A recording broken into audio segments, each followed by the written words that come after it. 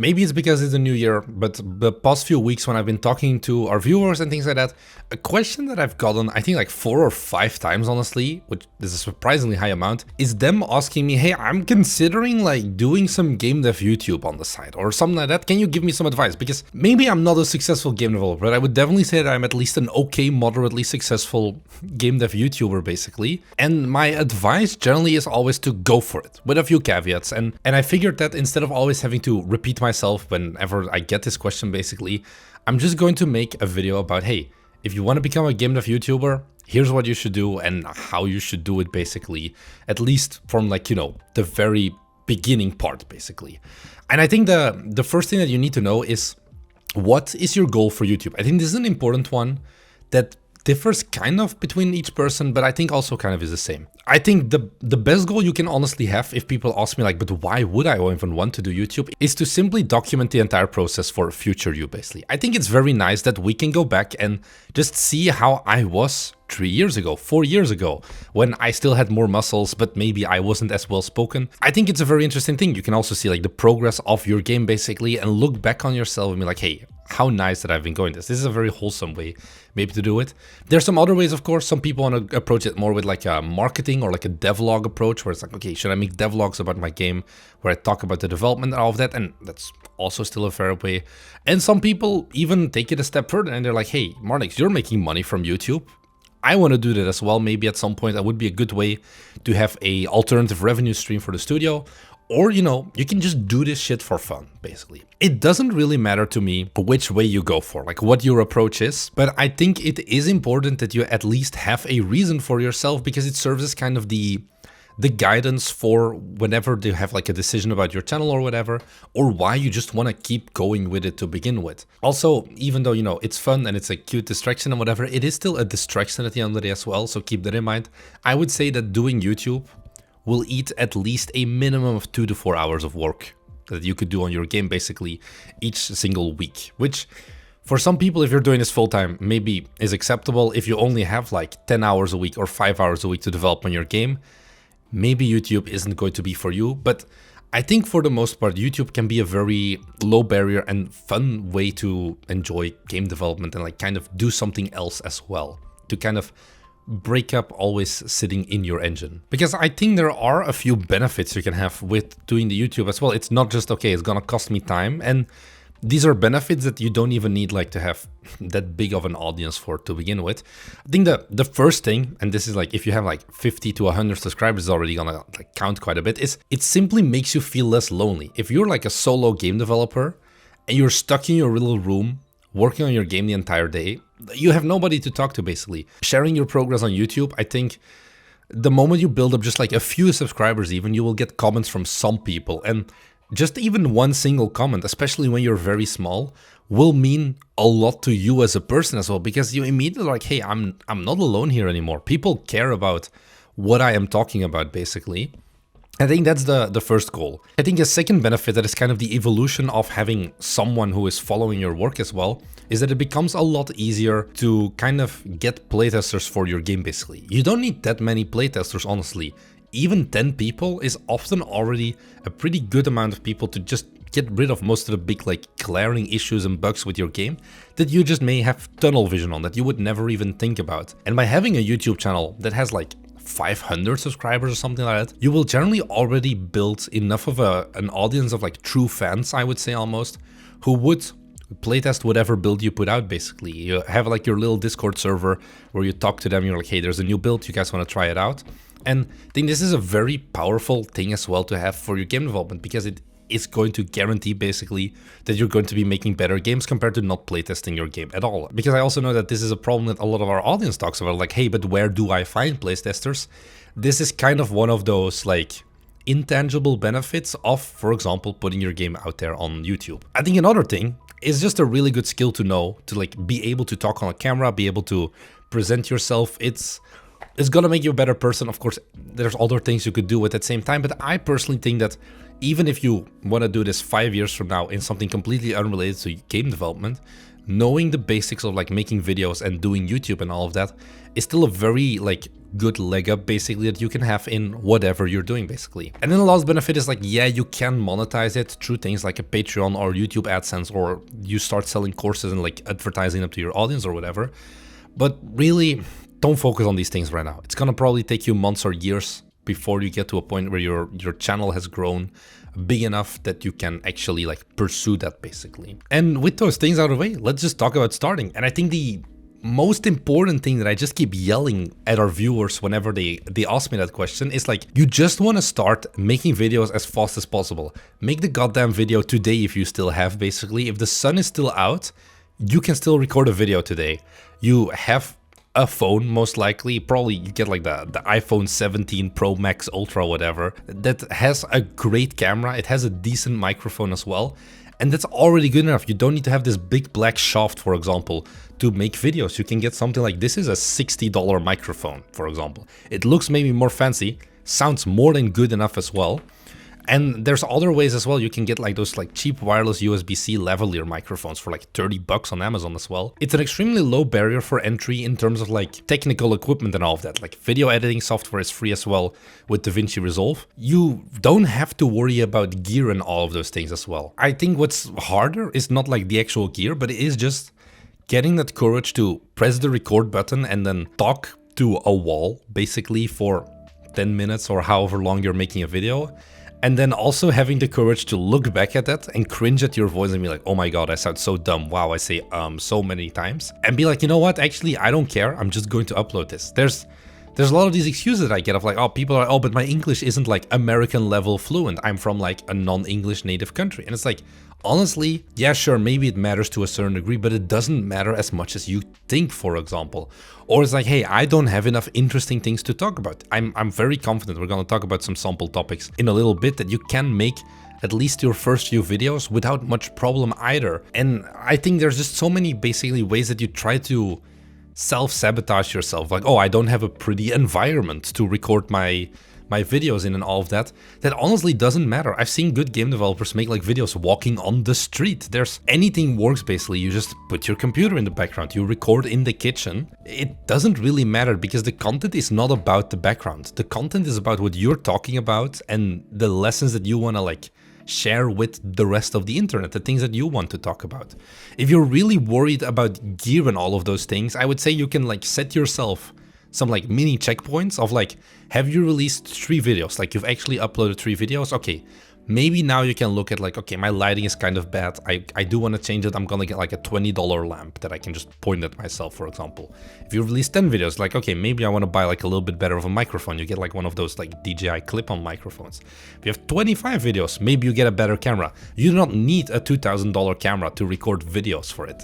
That's completely optional, all of those things. Like I said, your phone is more than good enough. Maybe you want to just get yourself a better tripod. I think none of these things should really stop you from making videos. I think my one tip that like I do want to say, like I said before, is like just make sure that you have natural light in your room and kind of like keep your color temperature the same. So don't have like a bright, like very white light, for example, from the sun, and then your room light is like a very warm and yellowy light. Yeah, that's not gonna look great.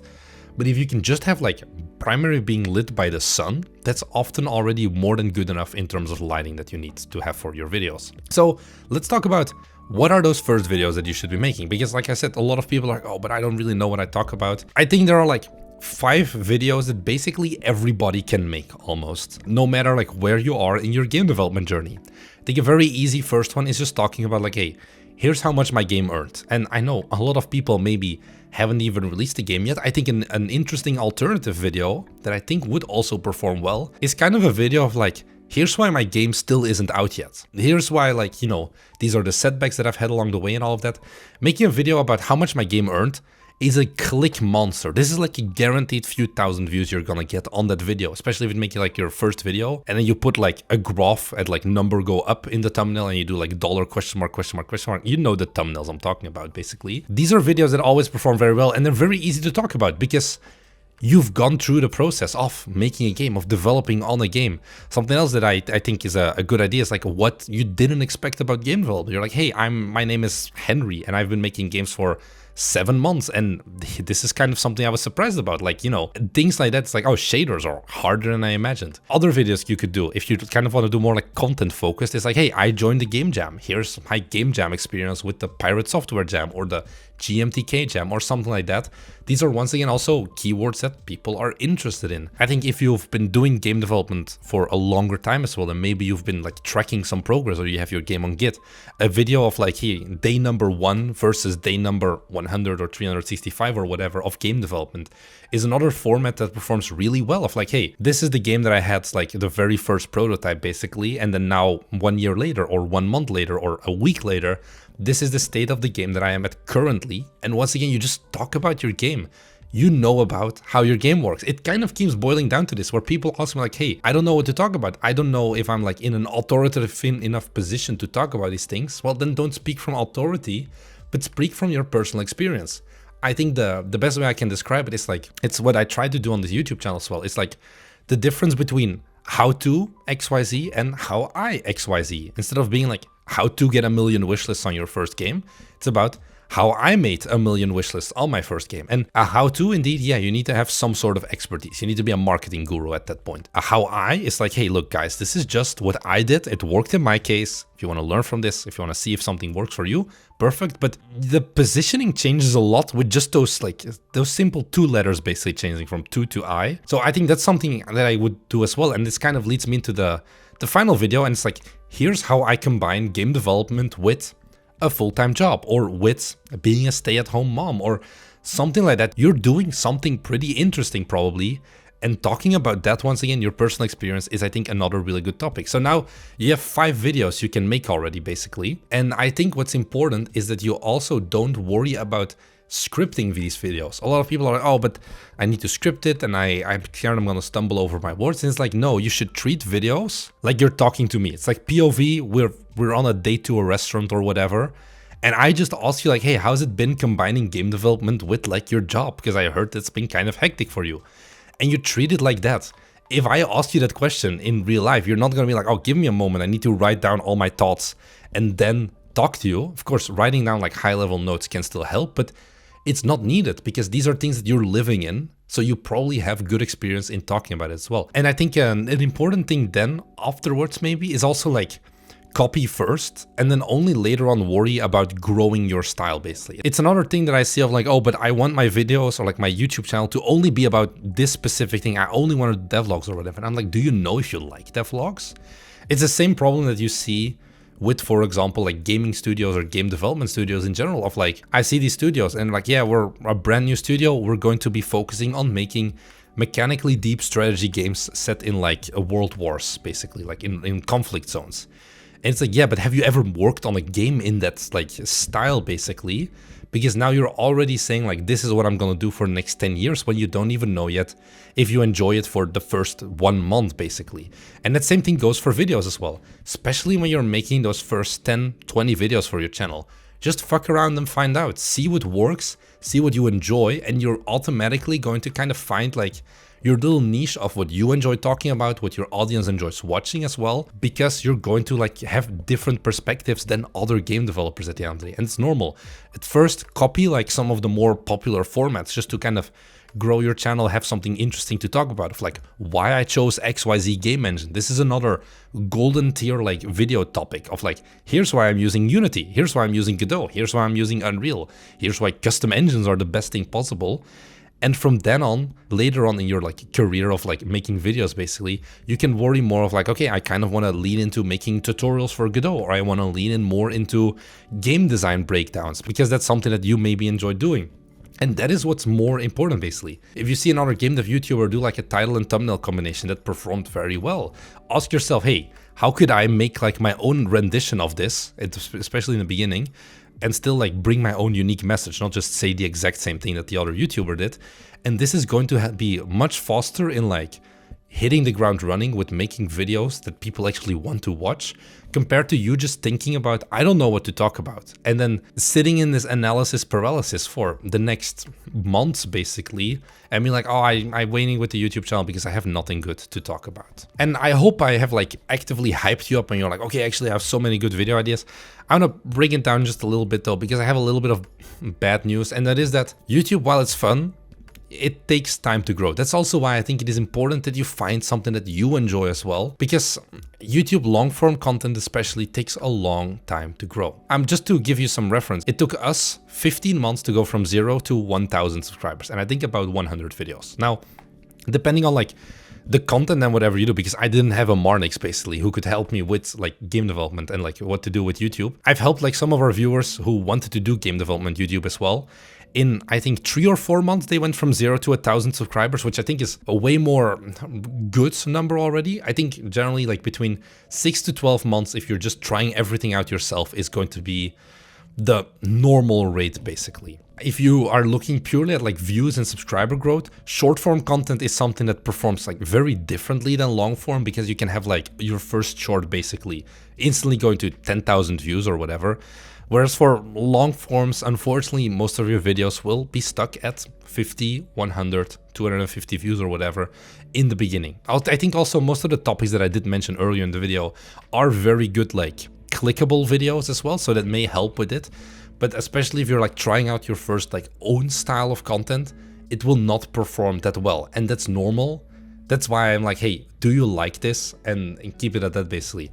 I suggest you, if you can, to do like once a week a video. These videos do not need to be heavily edited either. I think I didn't really talk about that. These videos can just be like A-roll footage, which is like this basically, talking head footage. And you put like some gameplay B-roll of like, hey, I'm working on this game. And if you're talking about a specific mechanic that you maybe struggled with, you just show like that mechanic, or you show a little bit of the development process behind it as like footage. But that's it. You don't need fancy animations. You don't need like the Mr. Beast editing and like all of the captions and all of that. That's optional. You don't need to worry about that. I think it's also a style that generally game development, like content creators, or like at least the people who watch Bite Me at least also, and I personally don't really want. They want more of the like, you know, just tell me the raw, like real world lessons basically behind making games. And this is a perfect format for that, where you're just talking to them on camera. Yeah, you will have to show your face, but no, you shouldn't worry that much about people like writing mean comments or whatever, because it really doesn't happen as much as you think it does. At the end of the day, I do think that platforms like YouTube do allow us, maybe as people or as game developers, to reach a scale that otherwise wouldn't have been possible. Maybe you sell some extra game copies for it. Maybe you get to open certain doors, you get to talk to other developers that would have been closed otherwise, because going to a conversation to me like, hey, I have 5,000 subscribers, or hey, I have 10,000 subscribers, definitely does change dynamics as well a bit, and gives you more, I don't know, leeway, power, something like that. It can help for things like getting bundles and all of those stupid things as well, basically, that is not just directly tied to YouTube AdSense revenue. At the end of the day, it also kind of depends on how much effort you want to put into it. You can do this, I think, genuinely with just 2 to 4 hours of work every week, or you can make Gamedev YouTube a full-time job as well. That's kind of up to you, and you'll find this out as you just try it out, basically.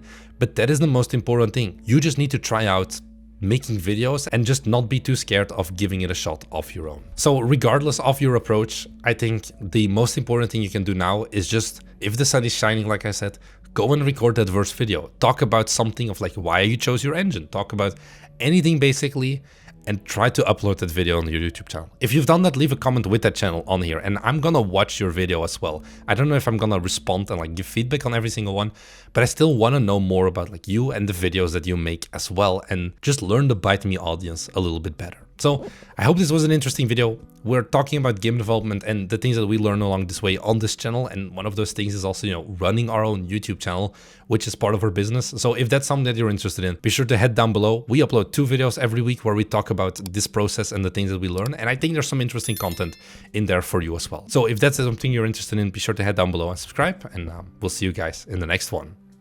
Bye.